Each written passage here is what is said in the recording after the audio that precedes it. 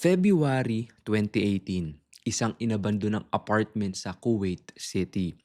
Matapos ang mahigit isang taon na walang nakatira, pumasok ang mga otoridad para sa isang eviction process. Pero sa loob ng kusina, may isang kagamitang hindi inaasahang may laman, isang kulay puting freezer. Nang buksan ito, hindi pagkain ang tumambad, kundi isang nagyiyelong bangkay ng isang babae. Nakauniforme pa na pangkatulong, nakabaluktot at baka sa muka ang huling sandali ng paghihirap. Sino ang babaeng ito? At paano siya nauwi sa loob ng isang freezer habang ang kanyang pamilya sa Pilipinas ay umaasang makatanggap pa ng kanyang balikbayan box. Ngayong gabi, hihimayin natin ang malagim na sinapit ni Joanna De Mafelis. Si Joanna De Mafelis ay mula sa Sara, Iloilo. Noong 2014, lumipad siya patungong Kuwait para matulungan ang pamilyang nasalanta ng bagyong Yolanda. Pero noong 2016, bigla siyang nawala. Ang unit na pinagtatrabahuhan niya ay pagmamay-ari ng mag-asawang Nader Esam Asaf, isang Lebanese at Mona Hasun, isang Syrian. Noong November 2016, biglang lumisan ng Kuwait ang mag-asawa. Iniwan ang apartment at iniwan ang isang madilim na sekreto sa loob ng kanilang freezer. Ayon sa autopsy, hindi lang basta namatay si Joanna. Ang kanyang katawan ay puno ng pasa at bali. Lumabas sa pagsusuri na siya ay binugbog bago pa man inilagay sa loob ng freezer.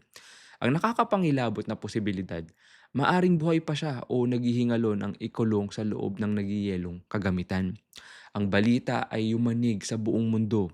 Nag-utos si dating Pangulong Rodrigo Duterte ng total deployment ban sa Kuwait. Naging mitya ito ng isang diplomatikong krisis. Ang sigaw ng sambayan ng Pilipino, hustisya para kay Joanna. Dahil sa tulong ng Interpol, natuntun ang mag-asawa sa Damascus, Syria. Sa ilalim ng interogasyon, inamin ni Nader Asaf na madalas saktan ng kanyang asawa, si Joanna. Sinisisi nila ang isa't isa, pero ang katotohanan ay pareho silang tumakas at hinayaan ng bangkay ni Joanna na manatili sa loob ng freezer sa loob ng halos 2 taon.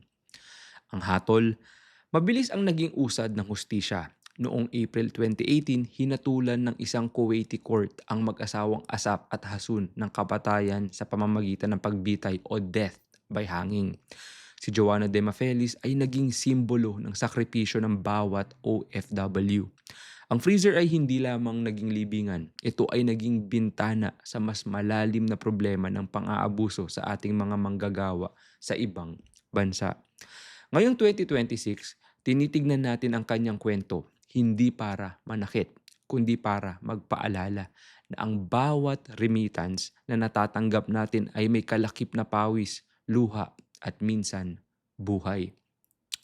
Ilang Joanna pa ba ang kailangang magbuwis ng buhay bago natin matiyak na ligtas ang bawat Pilipinong nangangarap sa bayan ng dayuhan?